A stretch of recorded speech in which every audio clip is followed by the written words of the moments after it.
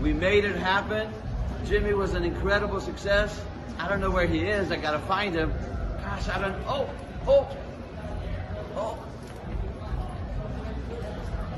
Oh yeah, George. Oh, George. Right George. here. Yeah. We did it, brother. Yes, we hey, did. Thanks to Dan. You know what? And in the ring with Dan and Benny. Hey, brother, man, hey, he's about the most cat. I just love him to death. I love you. Thanks for having me. Hey, you're the best. I'm telling you, brother. In the ring with Dan and Benny. Yeah. We love you. Thank you so much. Dan.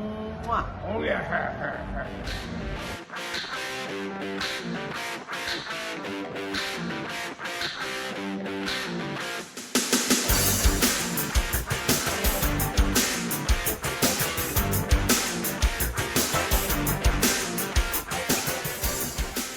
Hello, friends, and welcome to another edition of Dan and Benny in the Ring. I'm Dan Spaciano, joined as always by the playa himself, Benny Scala. Benny, episode 170. How you doing, buddy? Yeah.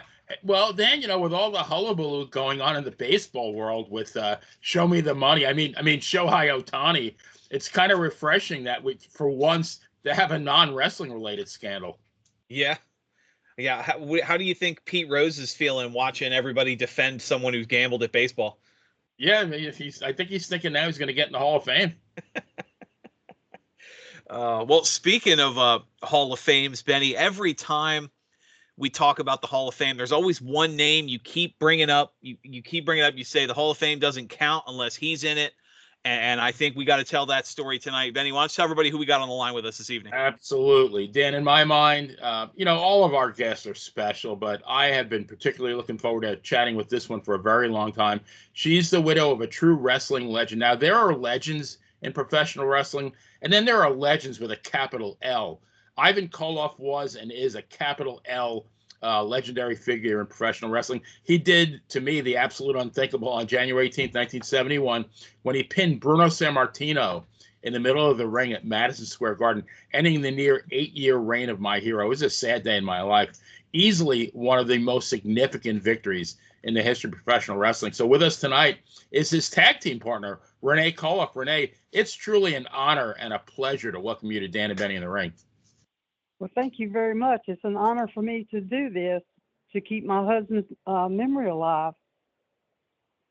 You don't have to worry about him being forgotten on this show. We seem to bring him up at least one. We probably talk about Koloff more than we do baseball in some episodes. Yeah, especially now. Right? Well, we want to jump right into this, Renee. We always start each interview asking our guests the same questions about when the bug bit them, how the circumstances behind when they became a fan of professional wrestling. So you were kind of telling us a little bit before we got to record, but were you a fan of professional wrestling before you met Ivan? Oh, yes. I was a big fan of old school wrestling back in the early NWA days at the age of 9 years old. I surprised my mother because I wasn't like a normal 9-year-old girl that wanted to play with baby dolls. I wanted to watch wrestling, and I started watching it on a small black and white TV. And I remember having to put aluminum foil on the antennas to get it to come in. Oh my God! Bring back memories. I ate it. I ate it. I drank it. I slept it 24/7. Wow! Like it drove my mama crazy. And now, Renee, I couldn't miss it for anything. But how did you discover it though?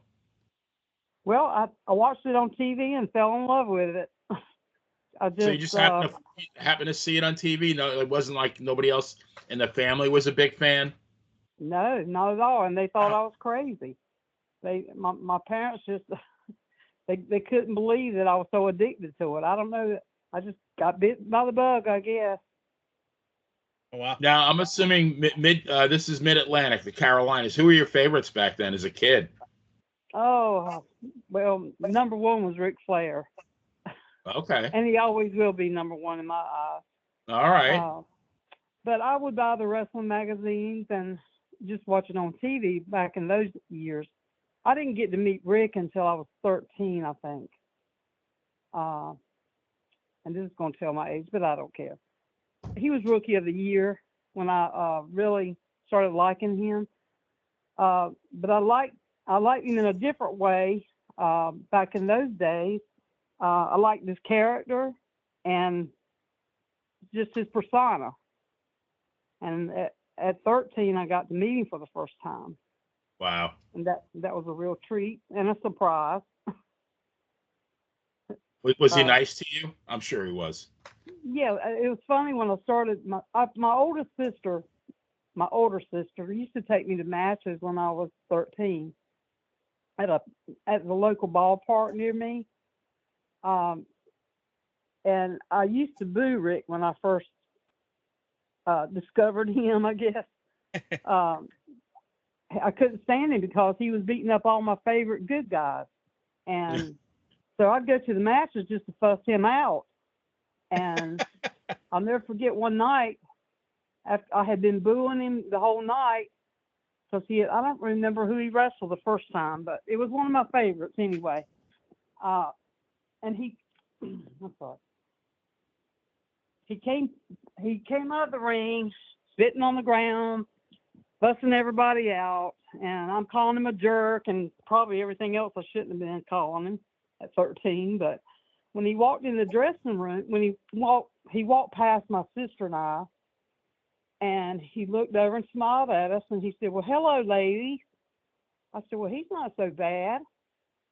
He acts real nice." I told my sister, I said, "I can't believe that. How can he go from being so mean in the ring to being so nice and polite to us?" And he went on in the dressing room, and that almost made me an instant fan there. And so week after week, they would come every Monday night to the ballpark, and we would go. And back in those days, well, no, that was later. We started watching IWA later. But Mid-Atlantic, there was Johnny Weaver and, of course, Swede Hansen and Greg Valentine, Blackjack Mulligan, all those guys. They were all my favorites. And that's how it started. I was bit by the bug real bad, and then I remained a fan until, well, let's see, I'm still a fan of old school wrestling. You know, what can I say? I still love it. But I'm not able to watch Ivan wrestle very much because it gets to me too much. Yeah. It's just been 7 years since he's been gone, but it still feels like just 2 years. And it's kind of hard for me sometimes. I'm sure. I can watch his matches now easier than I can watch his interviews, because he always managed to bring me up during his interviews, and I just can't take it. I can understand that. Well, you know, kind of going back, you mentioned you were 9 years old, you said in the story. I kind of want to, if you could kind of go back to Ivan's childhood as well. Kind of tell our listeners about he had his upbringing. He was raised on a dairy farm, and then obviously, you know, a couple. Those another story. He may have run afoul of some cops once or twice in his youth. Oh yes, yes. He was the middle child of 10 children, raised in a little town called Chrysler, Alberta, Canada, and he was a wrestling fan at the age of 8 years old, and he did the same thing I did. He watched it on a little black and white TV, and we put aluminum foil on the antennas, and he became an instant fan too, same as me. And that's one thing we had in common when we met, was talking about how big a fan we were. Nice.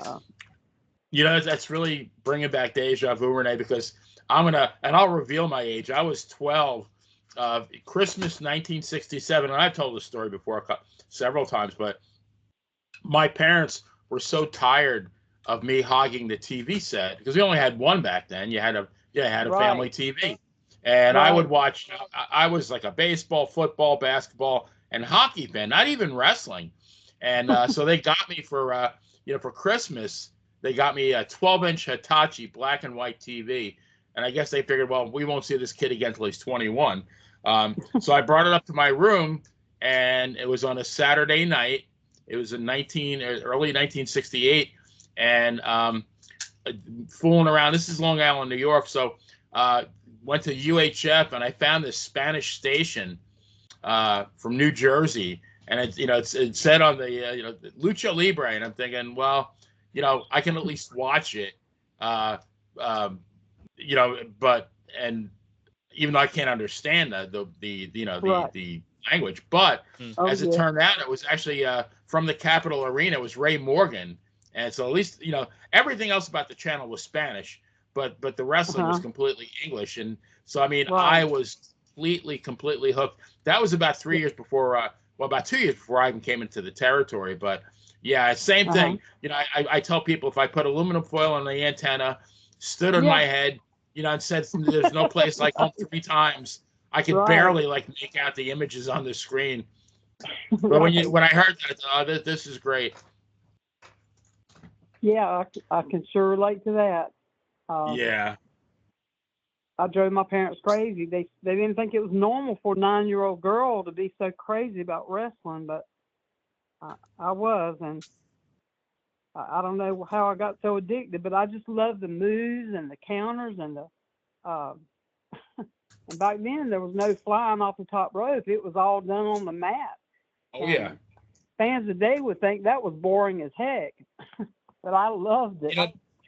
But back then, it was not really fashionable. Like, I was in junior high at that time, and you knew the kids that your classmates that were professional wrestling fans, and you kind of you kind of chatted in secret, and then you'd see one of the athletes come around, and then you'd quickly change the subject. Hey, how about that school? The fillet of haddock today in the cafeteria, wasn't that great? Because you didn't want anybody to know you were a wrestling fan. It's so much different now that you can openly be a fan, but back then it was not. It was kind of taboo to be a wrestling fan. But I want to forward to now, and WrestleMania is less than 2 weeks away, and this is a question that I wanted to ask you more than anything. And part of the festivities is the annual Hall of Fame induction ceremony, and both Dan and I.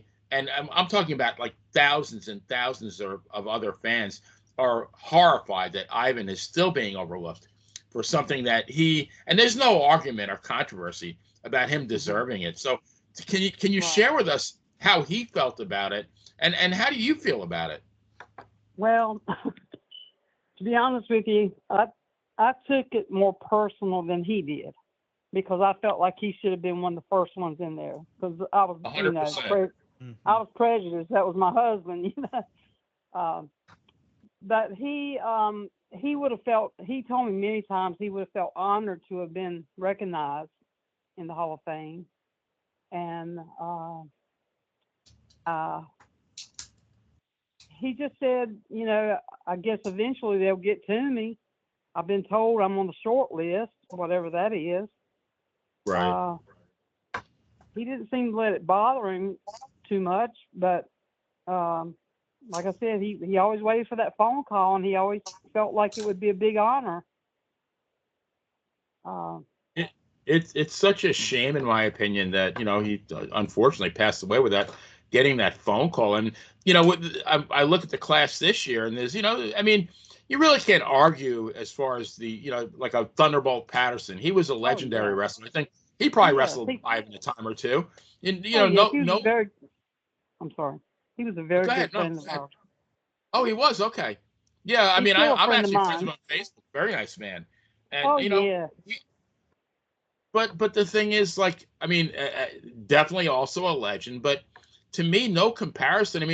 Ivan Koloff beating Bruno Sammartino in Madison Square Garden in front of 21,000 people Bruno in his book and in many interviews said that after Ivan pinned him, that Bruno thought that, when Ivan came off the top rope or the middle rope onto his chest with the knee drop, that maybe somehow he had hearing damage because it got so quiet. But it was just the shock of the people. This was, I say he was my hero. I bet you to 95% of the people at the Garden back then, he was their hero too. And everybody thought Bruno was Superman, unbeatable. So for Oh, Ivan to yeah. have done that, I mean, to me, that is the most significant victory in the history of professional wrestling. And it's not even that like Ivan was a one-hit wonder. I mean, for the next, 15, 17, 18 years after that, he wrestled all over the world and was always a main eventer. So I just don't get it. Yeah, well, I think Ivan was involved in a lawsuit. I believe it was 2015. He had a call from one of the guys that asked him to be a part of the class action lawsuit. And he really hesitated to be a part of it. But I think Vince always, or he felt like Vince always held that against him. And we never heard a whole lot from it. And I told Ivan, I said, why don't you just back out of it? Call the lawyer and tell him you don't want to be a part of it. And he said, I'll do that. So he called and he told him he wanted his name taken off. He wanted it dismissed. And so that's what he did. But Oh, so he actually was not part of the final lawsuit. not the final one. No, he was Oh, at the very wow. beginning. He was at the very beginning, and he felt like he made a mistake as soon as he had gotten on board. And I said, why don't you call the lawyer and just tell him you want your name taken off? You don't want to be a part of it. So that's what he did. Right. Maybe I'm a bit biased, but I think in 1996, when they had the first very large induction, when they inducted Baron Mikhail Cicluna, also who was one of my favorites, and Jimmy Valiant, who again is a dear friend of mine. I mean, yes. Ivan should have, without a doubt, been included in that class. I mean, that was a no-brainer. So I just think they have missed the ball big time with Ivan, and I'm hoping in my lifetime at least that they make it right. Well, I was recently told by a fan, I don't know how reliable it is, but I was told that Ivan was already a part of the legacy wing in the Hall of Fame. So if that's the case, I don't know if he will ever be inducted. I Yeah, I'm hope not sure. it's not the case. But Yeah, I'd like to see him get a full induction. But Renee, when we corresponded a bit when I was working on the story about Ivan for the Pro Wrestling Stories website, which is actually doing very well. And you shared with me about his friendship with Bruno and how he would act after he and Bruno spoke on the phone. And as someone who had the privilege of chatting with Bruno as a fan, I can only imagine the stories and camaraderie that was shared in their phone conversations. I think you mentioned something about him acting like a 12-year-old child, and that's how I feel. Is that accurate? oh yes, Bruno was Ivan's very favorite. That he was his hero, and he thought so much of Bruno. And they talked often, every week on the phone. And I would be busy doing something and walk in the kitchen, and Ivan would be sitting at the table on the phone, and I could tell just by the way he was acting. He was squirming in his seat, and he was laughing and smiling real big and like he was on top of the world. I said, I know he's talking to Bruno. I know it. I didn't even know who he was talking to. And I would kind of whisper and say, who are you talking to? And he'd cover the phone and he'd say, Bruno. I said, oh, I thought so. But he just admired him so much, and looked forward to hearing from him every week. And every time we went to a different event and he saw Bruno, that was the first person he would want to go up and talk to.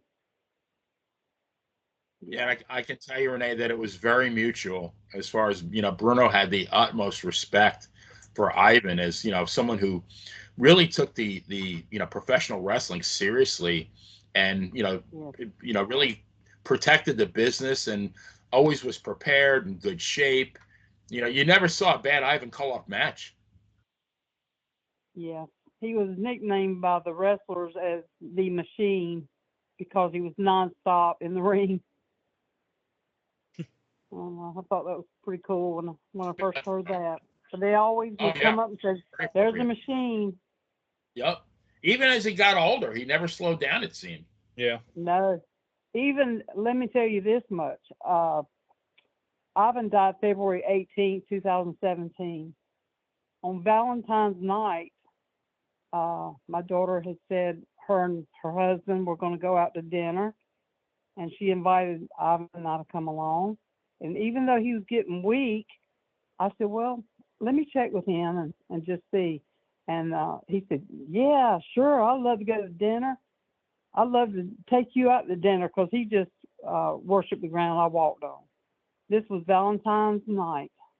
I said, are you sure you're up to going out? I said, you're getting mighty weak, because the liver toxins were building up in his body, and his skin was turning yellow, and he was getting very weak. He said, yeah, I'm up for it. I'll just take my walker and I'll be fine.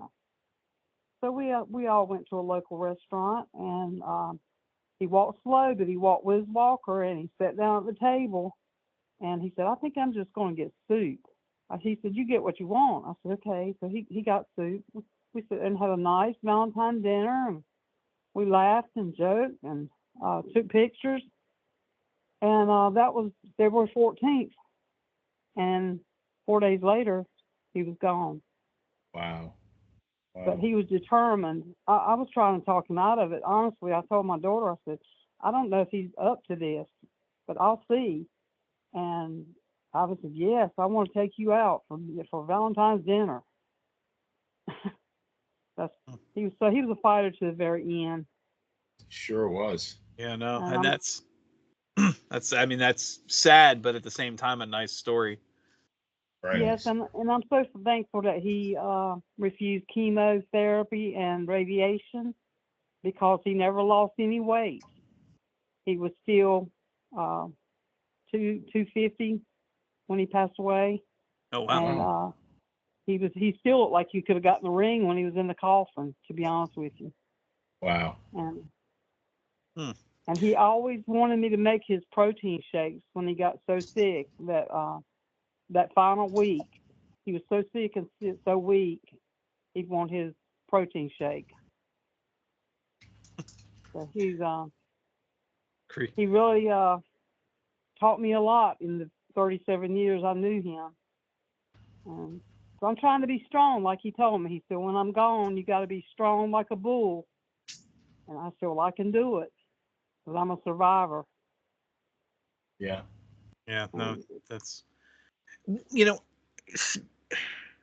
speaking of, I mean, everything we've heard, and Benny mentioned it, and clearly that story, everybody that knew Ivan, his reputation, he was such a nice man, but he was also, I mean, he was big, he was physically imposing. So, I mean, he spent a lot of time working as a heel. And I'm wondering, did he ever say anything? Like, how did he feel about working heel? I mean, he kind of had to for a chunk of the time, but was it because it was so out of the nature? Like, what did he think about it? Right. Well, he actually liked being a heel, especially when he first started, because as a kid, he was very shy. As a kid, he said he used to hide behind his mother and wouldn't even talk to people. Oh, and even as a teenager, when he first started wrestling, he was just so shy. He didn't want to talk. He just wanted to get in there and wrestle and be done with it. So he was even nicknamed Stoneface, because he'd get in the ring and wrestle, and he wouldn't make any expression on his face. So the heel character was within his comfort zone. So that was when he first started in Canada, as Red McNulty. Okay. But I think there was a time where he actually was, like, towards the end, he did work as a baby face. Yes, and he loved that too, because he's always been a people person, and he loved talking to the fans. He really enjoyed the fans, and the fans would come up to us in restaurants, and they would line up at the table, and sometimes it was a little irritating, but because we would be in the middle of a conversation, but he always took time to stop talking to me and sign autographs, and I always respected that about him, because he loved the fans that much. that he always would take time, no matter what was going on. Yeah. Lesson to be learned there. So he was actually the first transitional champion in WWF history. So I think he was champion for 21 days. My knowledge, or my, from what I know, Bruno actually recommended him to take the belt when Bruno wanted some time off. But I think my understanding is Bruno even didn't know that he was only going to hold it for a couple of weeks until Pedro got the belt. It's the same thing with Billy Graham, and that I really think if they had kept the belt on Ivan, and I think a lot of people share this feeling, that he could have drawn fans and drawn money for months all over the East Coast. Did he ever talk about that having a longer reign with the world title? No, I think it was agreed upon at the beginning, because I don't believe we weren't together at that time, but I don't believe Ivan wanted to relocate, and that was one of the stipulations, that he would need to relocate. He was living in Charlotte, North Carolina, and he wouldn't have wanted to have moved, up north. Oh, he was already in Charlotte, even in the early 70s. Oh yeah. Mm-hmm. Oh, okay. Yeah. So Did I not think know that this. had something to do with it. Okay. Because I really think, there's always the debate with Billy Graham, like that, he held the title for 10 months. He was the longest transitional champion. And, even when Bob Backlund beat him for the title, a lot of people thought he was still going strong. I don't think Ivan really had a chance. I know Vince McMahon Sr., from all accounts, whatever he said, like, you're going to win the title on this date, and then you're going to lose it on this date. And he was very, true to his word. He never really changed. So, but I it's one of those things you kind of speculate about. But I really do think that Ivan, as a heel, he would have been a very, very good champion for at least 6 months. Yeah, I've heard that a lot from different people, and fans included. But I think it was more or less the promoter's decision. Oh yeah, absolutely. Yeah. Definitely Vince Sr. Oh yeah, and he said he got along great with Vince Sr. He never had a cross word with him at all. He enjoyed working for him. Yeah. Most did. Yeah. And he always told me he never had a problem with Vince Jr. He got along great with Vince Jr. So maybe his name will come up someday. I'm still hoping, but I wish he could have been here too. We are too. Yeah, have witnessed it.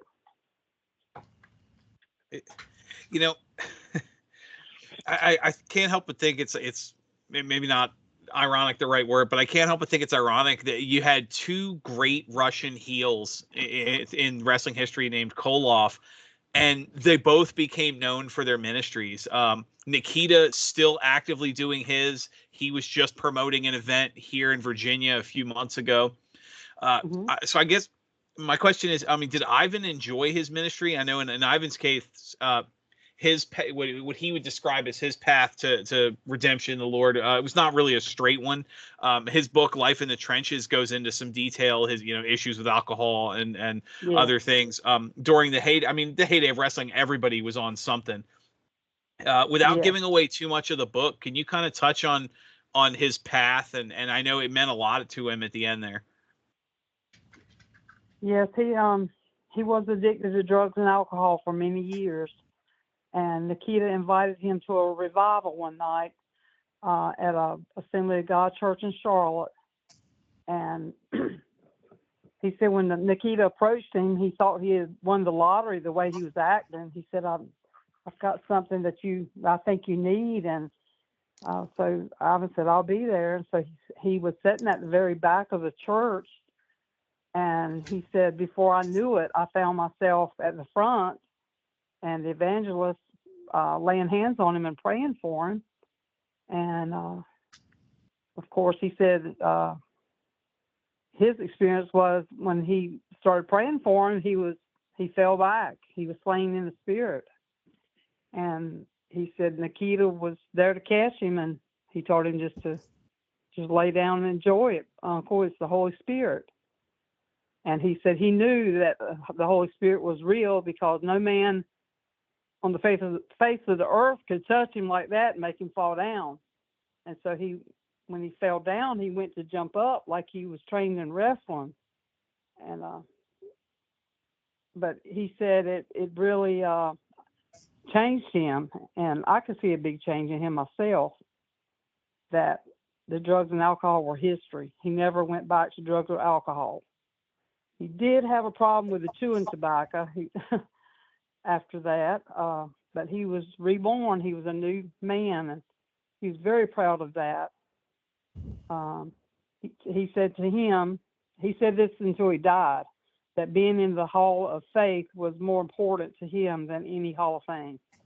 Amen to that.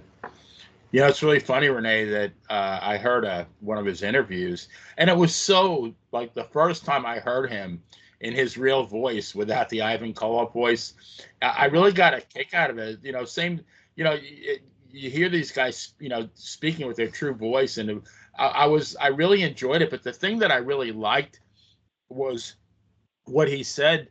He said, when things are down, he said, I have a tag team partner that I can tag in, and his name is Jesus Christ, and I can tag him in, and he'll always take the tag and help me. And I just really, I had never heard it said that way, but leave it to a wrestler to make, make it wrestling related. But I just thought that was just so profound, because in its simplicity, it's really true. Amen. He told all the fans that.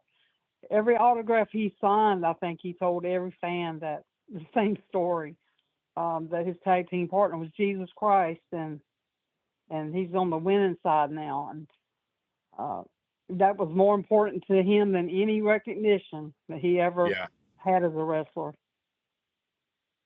Amen. And he spoke in churches often. We traveled all over the world at different churches, and he shared his testimony.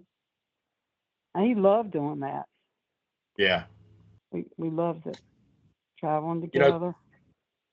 It's he started at a time when ethnic heels were a huge part of professional wrestling, back in the 60s, even before that. It wasn't that far removed from World War II. So anyone of German, Japanese, or Russian ethnicity, whether it was real or imagined, was pretty much earmarked as a heel. And wrestling has really evolved a lot since then. But it's ironically one of the hottest, and I think one of my favorite heels in the business right now is someone named Gunther. I think his real name is Walter Hahn, who's actually a phenomenal throwback to Ivan's era. But I never saw Red McNulty. So how was he able to morph from a Canadian playing a one-eyed Irishman named Red McNulty to being an evil Russian heel named Ivan Koloff? And that's pretty remarkable. Well, he went to a wrestling school in Canada called Jack Wentworth's wrestling school. And I think the promoter is the one that gave him the idea, because he had the long red hair. And he said, you can put a patch over your eye and call yourself Red McNulty. And I think that's where he got that from. And then Ivan Koloff come years later. He had a promoter approach him from the New York area that said, Ivan, would you agree to shave your head and wrestle as a Russian? He said, I think it would go over really big, because you remind me of the old-time wrestler named Dan Koloff. You really favor him. And Ivan said, in a New York second. So he said that night he went home, and his brothers, they all were drinking, and his brothers all had a razor, and they started shaving his head to become Ivan Koloff. And he said when he woke up the next morning, he had Band-Aids all over his head where they had cut him up, his head up.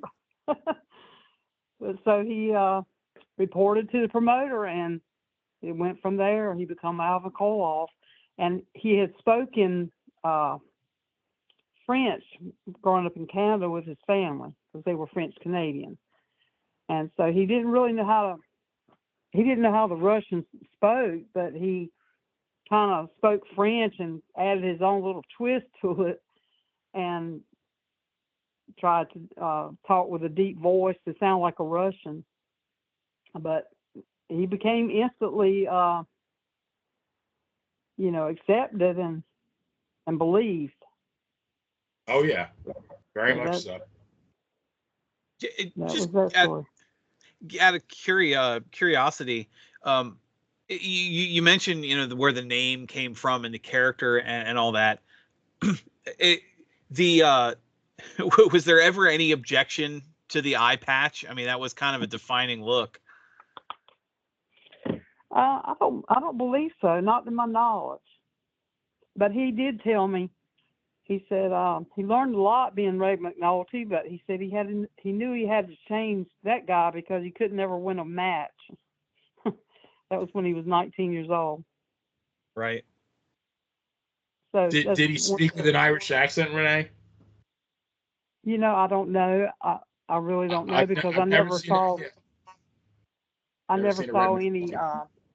tapes back then of him in that character. I've just seen Yeah. pictures. I think he was wrestling in Western Canada at that time, in around Vancouver. Yes. Mm-hmm. I think that's where he started before, and then he came to Montreal. I think it's Montreal where he actually first started as Ivan Koloff Mm-hmm. in the Rougeau territory. But Right. two of my favorite heels in terms of, I was talking before about their natural voice being out of character was Ivan, and the other one was Jim Myers, aka George the Animal Steel, and yeah. George was another man of very strong Christian faith. Was there a friendship between the two of them? Oh yes, definitely. We would see him quite often when we went up north to do autograph signings or any type of event up there. Yeah, he was a dear friend, and I really miss seeing him. He thought a lot of me. He'd always hug me when I walked up. And one time he told me, he said, I think you were the one that turned Ivan's life around. I said, no, not me. Jesus Christ. He's the one that turned his life around. I can't take credit for that. But he was a sweetheart of a man, I'll tell you that. Yeah. It was so funny because, again, I watched the shoot interview on YouTube, and in my mind, I'm thinking of this guy that ate turnbuckles and had a green tongue. Although, when I first started watching in 1968, when George Steele, and that's another person that Bruno brought to the WWF because he was wrestling in Detroit as the student. He wore a mask. And when he first appeared as George Steele in 1968, he was actually very eloquent in his promos, and not very, you got to be kind of old to remember that. But then, I think he pretty much for a while only wrestled during the summer because when the fall rolled around, he had a teach and coach. I think he was a football coach and a teacher as well. And then it wasn't until later on, till I think the 80s, where he actually wrestled full time. But so yeah, I do remember the original George Steele. But by the time he came back, like the second or third time, he had adopted that Neanderthal persona. But just listening to him speak, I mean, again, very intelligent man, very, very intelligent man. I think he had a master's degree, but I kind of figured that him and Ivan would have a friendship. I'm glad to hear that. Oh yeah, they were buddies, and he was one of my favorites. He was a genuine guy. I have nothing but great things to say about him. Matter of fact, when I heard that he passed away, it just broke my heart. I knew I wouldn't be seeing him anymore. Yeah, another. Go ahead, Ben. No, I was going to say another evil heel who's like the salt of the earth in real life. Yeah, he's another one. I mean, we're, like I said, episode 170. We've done well over 150 interviews of at least 100 of them people from that era, and he's another one you've never heard a bad word about from anybody anywhere. I think once somebody made a passing joke about him being a little stiff with a choke, but everybody loved him. And you're talking about Ivan, or I got lost here? Both, actually. Yeah, I agree. I agree. I've never heard a bad word of either one of them, about either one of them. Speaking of being kind, I remember the date because he wrote it down when he signed. May 16th, 2015, here in Virginia. I was in Virginia Beach, and my wife gives me flack about it when it happened, but I actually ran into Ivan on the street, and I guess he was in town for a convention that was a big I want to say it was a Comic-Con or something that weekend, but Hmm. it was just, I mean, of course, me, wrestling fan, wrestling historian, the Bolsheviks. I was, now I'm younger than Benny, so I caught Ivan at the tail end, but Right, yeah. you still respected what he did and loved him, and it was the Russian Bear, and that's what I knew him as. And of course, so me, I kind of, oh my God, it's and he was so tickled that I recognized him, and just and really, I mean, there was somebody, I guess, I don't know, somebody working who was getting him to the event when I stopped him to talk, but he was chatty and he was grateful, and he's like, oh, and he said, hang on, and he pulled his bag out. He had the WWF title with him, and we took some pictures. And he was, of course, he is asking me. He's like, "Well, you want to take the picture?" Because my wife's giving me, was giving me shit at the time for how I was acting. And so, we take a picture, and then he let me hold the belt. And he's like, wait, one more. Let me get a picture. It looks like I'm punching you. And so, I have a shot where I'm looking all scared, and he's got his fist up.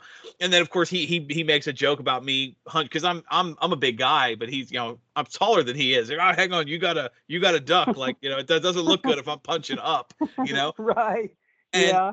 and it was one of my, I mean, in my years between conventions and the broadcasting and everything we've done, I've interacted with so many celebrities across, wrestling and acting and movies and comics, you name it.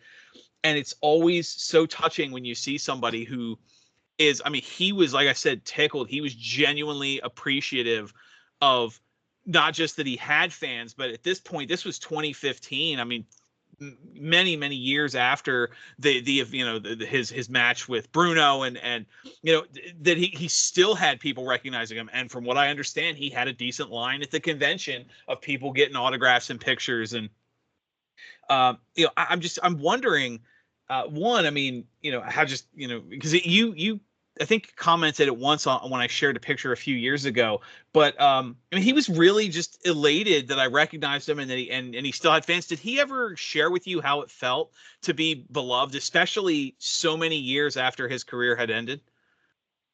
Yes, he felt so honored, and because he was a big fan himself, and he said he always put himself in the fans' place, and that's why he went above and beyond for the fans, because he was such a fan himself, and he could put himself in their shoes, and so he always tried to make their day whenever they came up to him, and he loved it when he was recognized.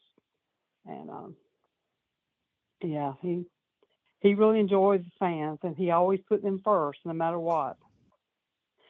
I guess because so many years he wasn't allowed to sign autographs, and he wasn't allowed to talk to the fans, that when he finally was allowed to talk to them, he just he enjoyed himself. It's funny. I never thought about that from the kayfabe side. He wasn't allowed to be No. shaking hands and kissing babies when you're the evil Russian that hates everyone. Oh no, he would have been fired. And yeah, they were serious back in those days. Oh yeah, no, we've had more than one guest on the show that's been, swung at, stabbed, tires slashed. Fans will get you. Oh yeah, it was dangerous just walking the side of Ivan.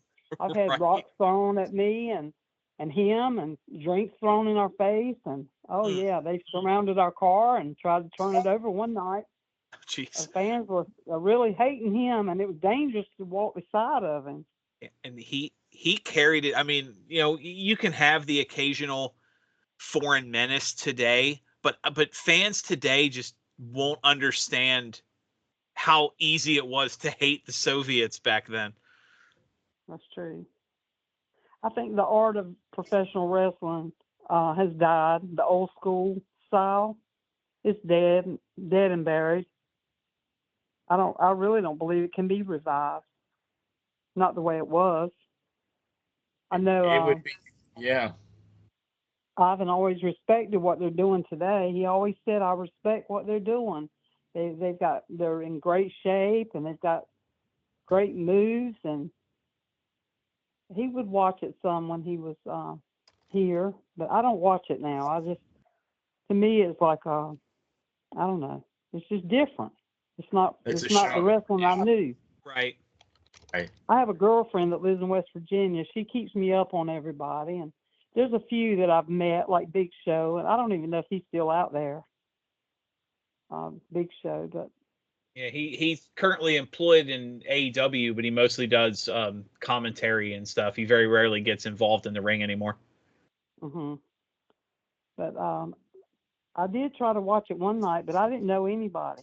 So my friend, she keeps me up on things. But I haven't always respected what it had became, even though it had changed. He said those guys are in great shape, and we got to know some of them when he was living. They're no longer wrestling. All right. Well, Renee, I was actually able to chat with Davey O'Hannon as part of my research for writing this story about Ivan for Pro Wrestling Stories. Davey's a great friend of our show, and he's been on several times. And he told me a story of how, because he actually called him Red.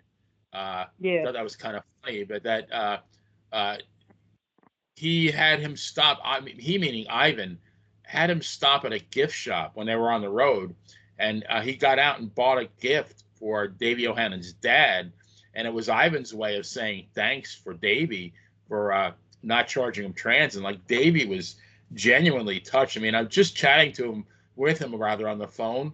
You could tell like the love and respect he had for Ivan.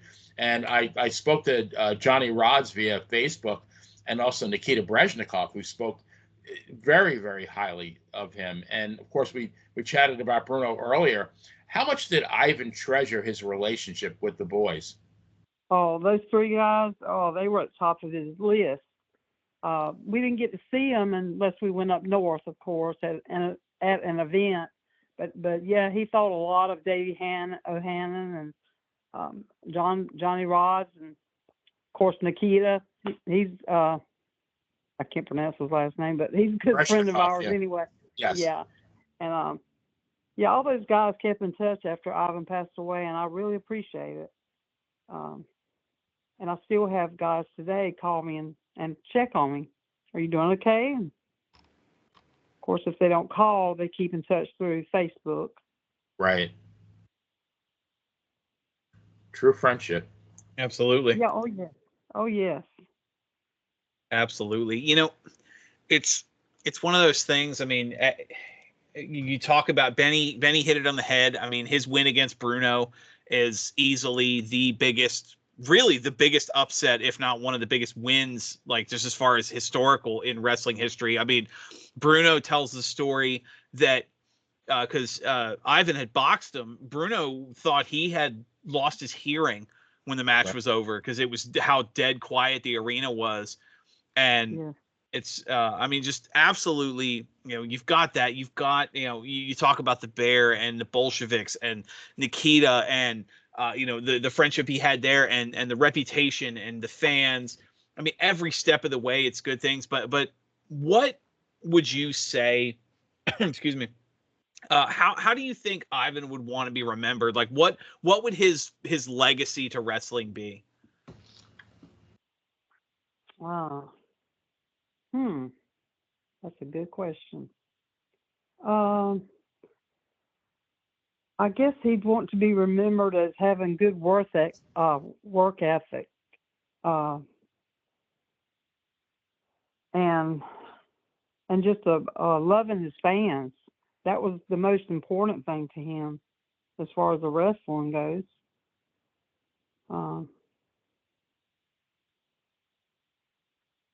Well, I guess if they called him a machine, there's no question about his work ethic.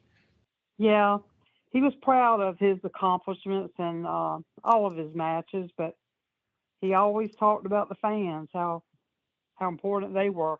he said, without the fans, I wouldn't be anything. You know, they made me who I am.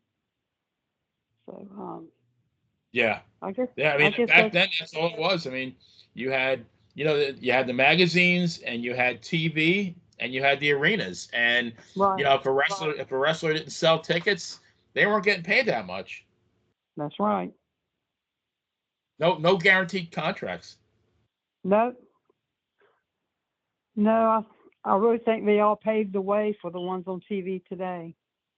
Yeah, I mean, and these guys have it easy now. I mean, Ivan wrestled routinely. I did some research.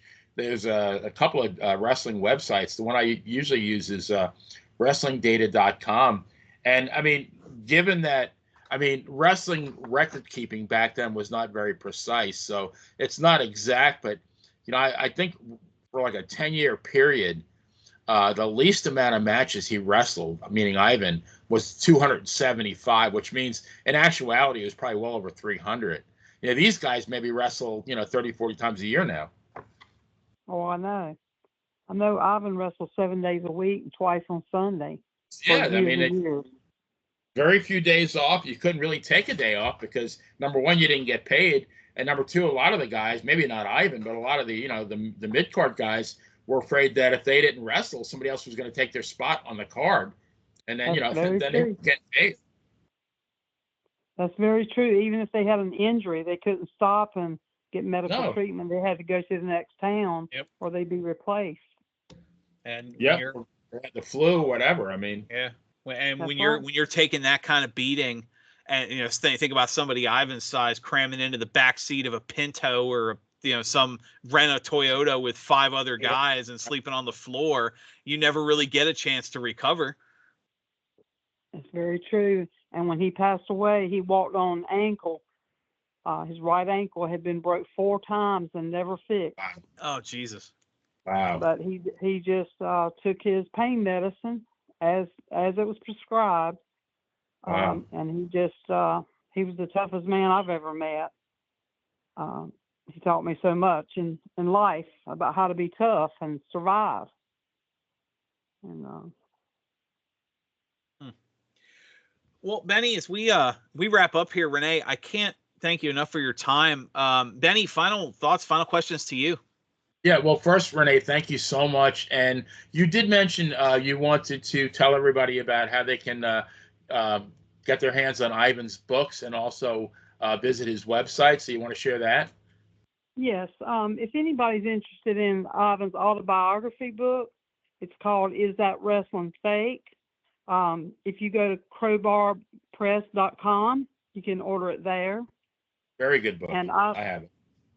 And Ivan has a website, ivankoloff.com, and he has wrestling pictures available and DVDs. And I don't remember all of it's on there, but it's on ivankoloff.com. And this Saturday, I'd like to mention this, a group out of Clayton, North Carolina, Raleigh area, is NCWA Wrestling. They're having a 12th annual Ivan Koloff tournament in Clayton. Oh, wow. Nice. Yeah, and a lot of the legends that Ivan was friends with will be there, like Ricky Morton and Tatanka and Luke of the Bushwhackers. A lot of good names on the card, and I think it's going to be a sellout. And so my daughter, son-in-law, and myself with my grandkids will all be there. And I'll have a table set up to sell Ivan's photos, and I'll have his replica belt that the fans can take a picture with. So that's one thing I wanted to plug. And also I wanted to mention that our daughter Rachel, she has a gospel singing group with her husband and another lady, and they're called Highway Revival, and they have a website, highwayrevival.com. Oh, nice. Okay. So if you want to check out their music or check out one of their performances, she'd be happy to talk about her dad because she's very proud of her dad. I bet. Rightly so. Yes. Well, to if we want to promote the event, I got to looking at while you were talking the event you're speaking of this Saturday. And we're recording this on a Tuesday, so it's going to be March 30th in Clayton, North Carolina. NCWA, the 12th annual Koloff Memorial Tag Team Tournament. The guests, you're going to love this, Benny. The guests announced, you've got Bushwhacker Luke, Cowboy Sam Houston, Tatanka, Shane Douglas, Ricky Morton, and his son Kerry, the Barbarian, ECW original CW Anderson, and Shanghai Pierce, who was a WCW legend. So heck of a card to come out, support. Wow. So that's awesome. If anybody's in the within driving range of Clayton, North Carolina, that's definitely something to check out. Yes, we're really excited about being there. My daughter and myself were there last year. We try to make it every year, and we love anything that will keep Ivan's memory alive to the fans. I know they won't forget him, but any recognition that I can get for Ivan is very much appreciated. Very much so. Well, we will do everything. Part of the fun of what we do here is being able to keep memories alive, and obviously we'll definitely we enjoyed hearing these stories. I know I was telling you my meeting of him in Virginia. It's great stuff. Again, Renee, thank you so much for your time. Benny, before we say our goodbyes, any thoughts? No, I just want to thank Renee, and I don't think she has to worry about Ivan ever being forgotten. He is truly, I mean, you talk about, I said, legend with a capital L, one of the greatest ever. Absolutely. No doubt. And as you heard her, IvanKoloff.com, the book's available at Crowbar Press. And then, the North Carolina show, and still being cross promoted, the life and legacy of Ivan Koloff, Renee Koloff. Thank you again so much. Dan and Benny. Thank you guys so much. Now, this was our honor here. Obviously, our friends Dan and Benny, we could be heard anywhere podcasts are listened to. We'll have this video on to our friends at YouTube, Monty and the Pharaoh. So for Renee Koloff, the wife of the legend himself, for the playa Benny Scala, I'm Dan Sebastiano. Have a good night, everyone, and we will see you next time we're in the ring.